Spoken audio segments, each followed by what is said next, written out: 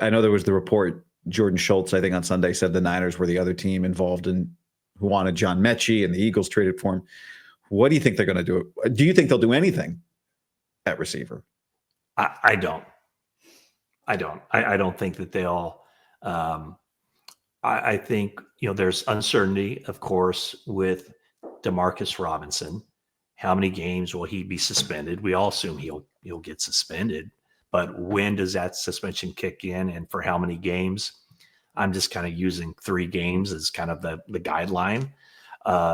Did you happen to see Brandon Aiyuk running pass routes before the game? I did, and I heard you say that he might not be allowed to do that. Well, I don't think a guy on PUP can practice. And that's what if he's just exercising? Well, but catching passes from pregame, but pregame's not a practice. I mean, like technically it's just free time. My guess would be that the NFL would say, "Hey, 49ers, let's not do that anymore." I did see it though, to answer your question. Yeah. And how did he look? Fine. On track, I guess. Good. Yeah. Okay. I don't. So when you think about Robinson will be available some point early in the season. Yeah. Aiyuk will be available, let's say, for the final 9 games of the season. Okay. You already have Jennings and Pearsall, Cowing, and what Watkins, yeah. And then the veteran guys, you can have maybe 2 or more of Russell Gage, Robbie Chosen, Isaiah Hodgins. And you can bump those guys up from the practice squad, for I think 2 games a piece. I think they get by with what they have, because if you bring in a guy like Amari Cooper, and you're going to have to pay him whatever Amari Cooper wants to get paid to sign him, later in the season, let's just say for the final 10 games of the year, where does Amari Cooper fit in? Is he going to get playing time over Aiyuk? No. Is he going to get playing time over Jennings, a healthy Jennings, assuming he's healthy? No.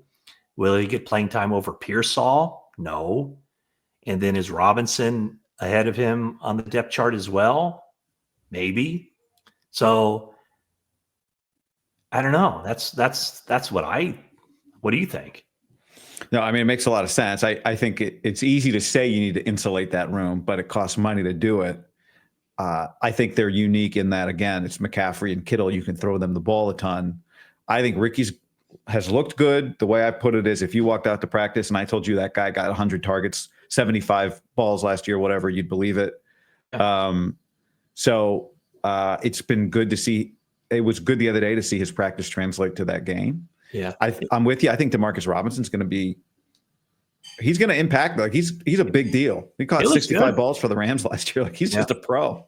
And then the other thing is, when you think about the eligibles, I think there will be a lot of passing downs, a lot of 3rd and 8s, where the 49ers basically have 6 offensive linemen on the field.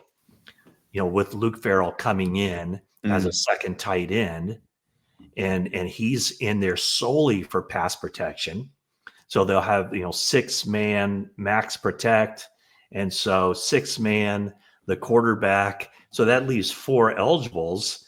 So do you really need another wide receiver when your 4 eligibles are going to be McCaffrey, Kittle, and then just in 2 wide receivers?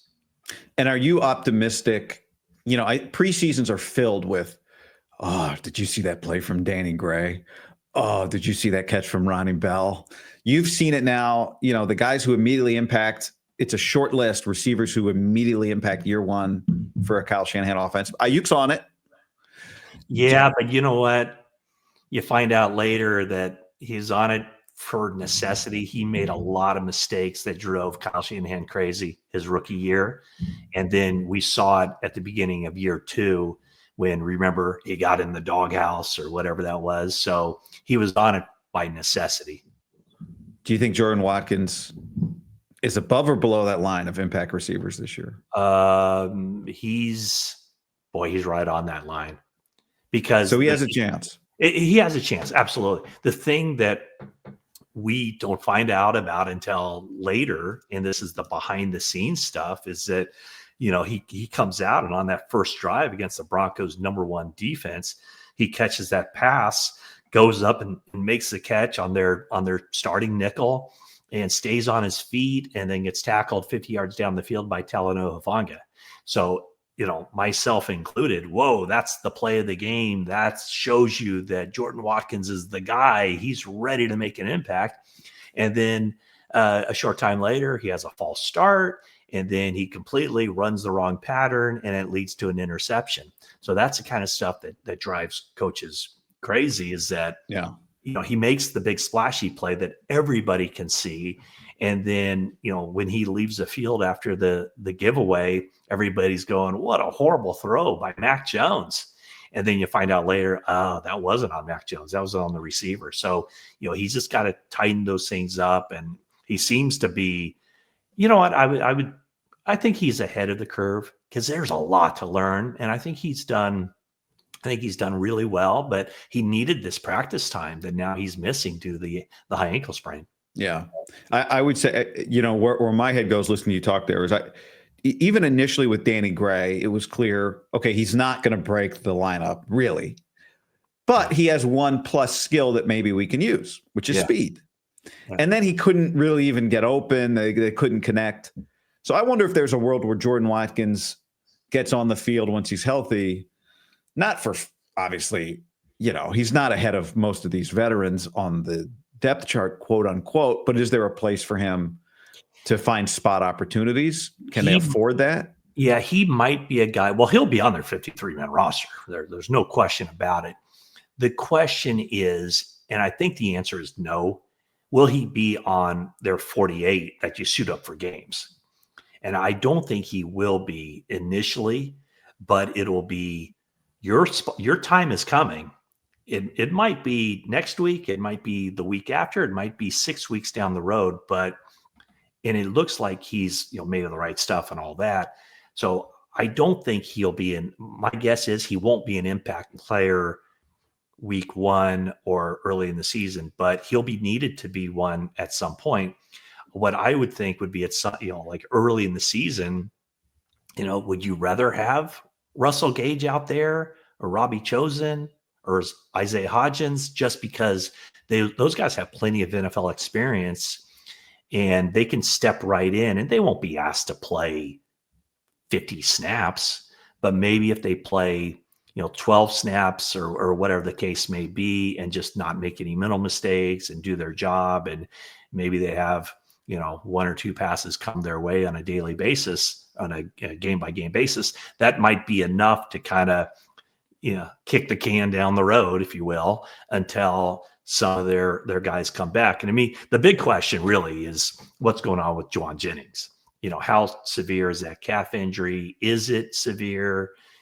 Are they just taking it easy and knowing that he can, when he steps on the field, he'll be ready to go, and they just don't want to take any chances of pushing it?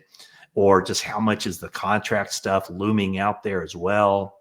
It just doesn't seem right now that he has a whole lot of leverage because of the calf injury. And,